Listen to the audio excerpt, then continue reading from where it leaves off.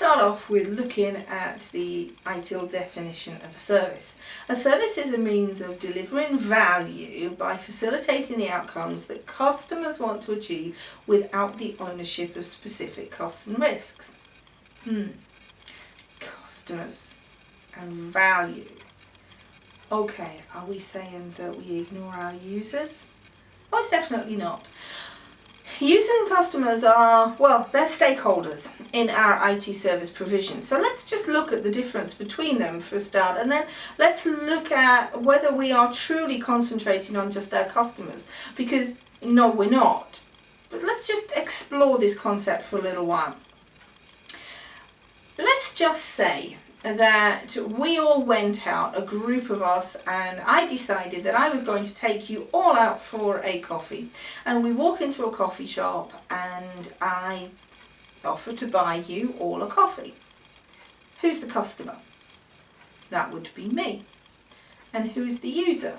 Well, that would be you.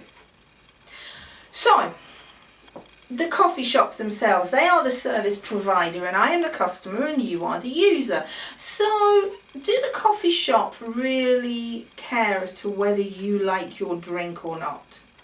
Because I'm the one that's paying for the coffee. Well, the answer is yes, they do. They're the service provider and yes, they do. But let's just explore this a little bit more, because I'm the customer. What do I care about? Well, as a customer, what I'm interested in is that I get value for money because I'm paying for the service. Now, you could argue that I care about whether you like your drink or not, and I do to a certain extent, but I'm not a very good judge on that, am I? Because I will guarantee that every single one of you have come into the coffee shop and you've all ordered different drinks. And the thing is that we all have different preferences. I don't particularly like my coffee too sweet. So if somebody said to me, here, I've got a really sweet sort of vanilla latte with extra cream on it, and I've got that for Sarah, then I wouldn't be able to say whether that tasted nice or not, because I don't like sweet coffee. I like an espresso. So as a customer, what I'm interested in is whether I'm getting value for money. I'm interested in whether that cup is full. But as users, you are interested in whether you like the taste of your coffee or not. It's as simple as that. And whether it meets your preferences.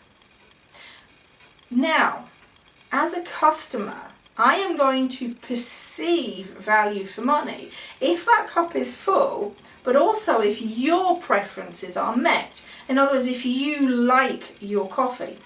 If you don't like your coffee, but those coffee cups are full, am I going to perceive value in that coffee? Well, probably not.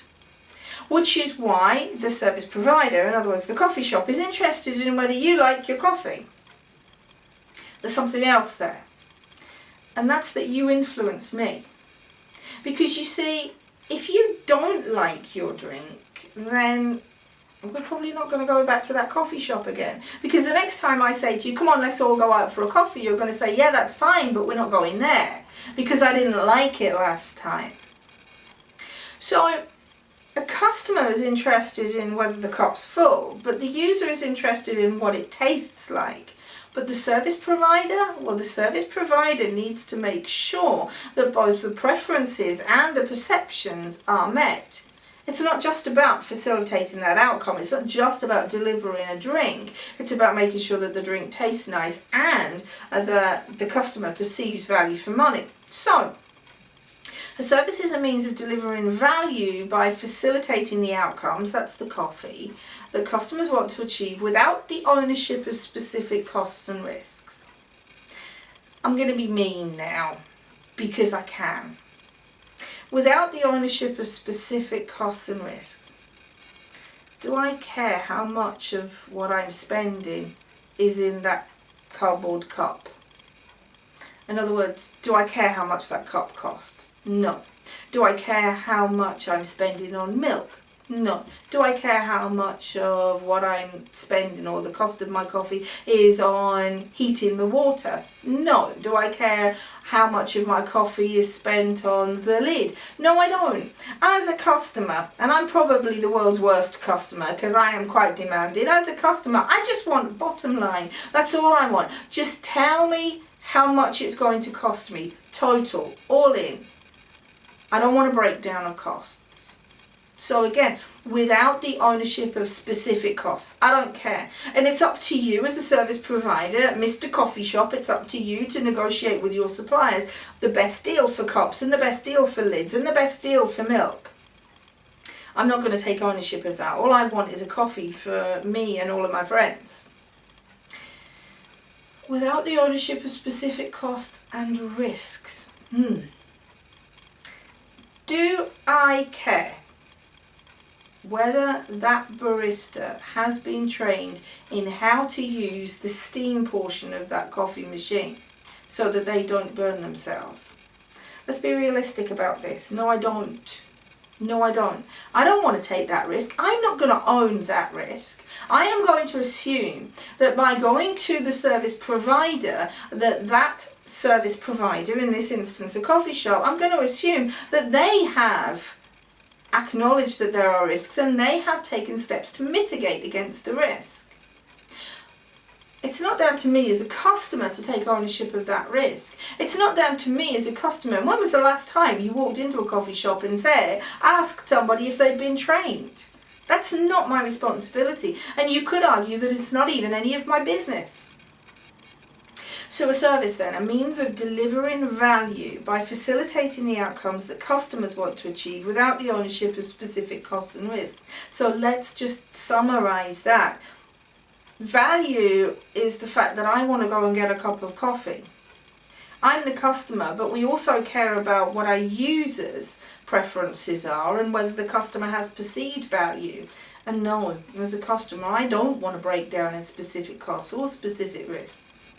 Let's put this into an IT perspective.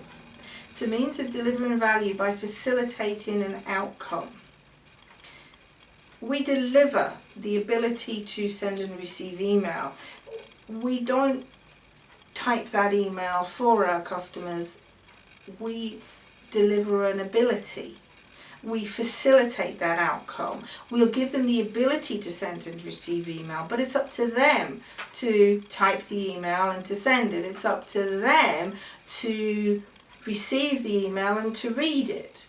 But what we have to do is make sure that we deliver that service in an efficient and an effective way, and that we deliver a service that our customers and our users perceive value in, that meets their preferences.